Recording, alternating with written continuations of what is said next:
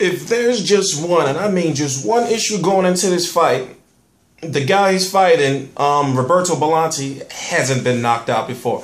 Jean Pascal, 29-2, going 29-2-1 with 17 KOs, is taking on a fighter by the name of Roberto Felicio Bolonti. He is 35. Doesn't matter what he is. I don't remember his record.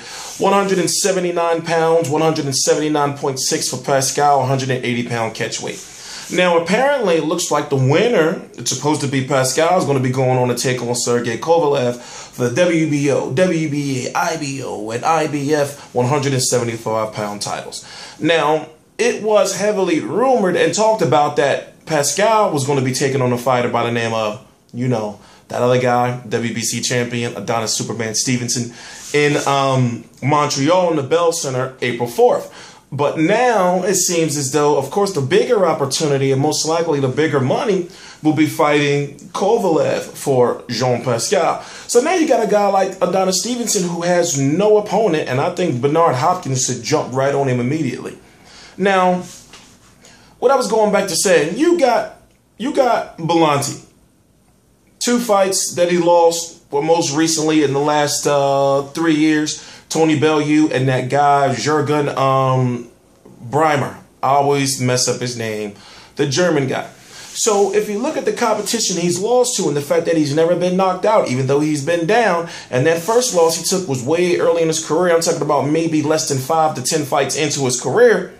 He has a chance. Only thing is his work rate is low and, you know, how can I put it? He's slow.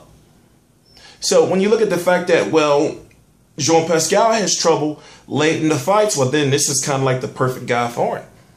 But he's still dangerous because we don't know if maybe this Bolonti guy's like, oh shit, now the time is my time. And he does have a little bit of pop on his punches, so we don't know. But if you don't know, I'm T Street Controversy. This is T Street Controversy Live. I cover every single major fight live. That means I do interviews, predictions, reviews, weigh-ins, whatever videos on boxing I feel like doing. So, once again, it's a catchweight of 180 pounds, 179.6 for Jean Pascal, 179 for Bolonti. And the winner, basically, even though it's supposed to be Pascal, is going to be going on to take on Sergey Kovalev. And I forgot if it's in March or April. March the 24th, 2015. So, of course, Jean Pascal has to look good. And frankly, as far as the light heavyweight division is really concerned, there's not really too much there as far as mass global appeal. And whatever appeal Adonis Stevenson had, he done messed it up when he decided to go sign with Al Heyman and damn near lose to Fanfare. So I look at it like this. Maybe we can see Bernard Hopkins versus Fanfare. Maybe we can see Adonis Stevenson versus Fanfare too. Maybe we can see Adonis Stevenson versus Hopkins.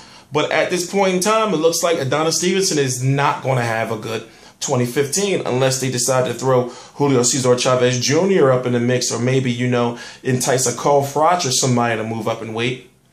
But, you know, the options are there. But like I said, right now, okay, well, let me talk about this. Jean Pascal has never been stopped. Jean Pascal does not have the movement and, how can I put it, the ring savviness of a Bernard Hopkins. Even though Jean Pascal is a lot better than he was when he lost to Bernard Hopkins, when I match him up against Sergey Kovalev, I don't know, man, because I've seen Bernard Hopkins, you know, at his age. I think Bernard B-Hop was like 45 at the time.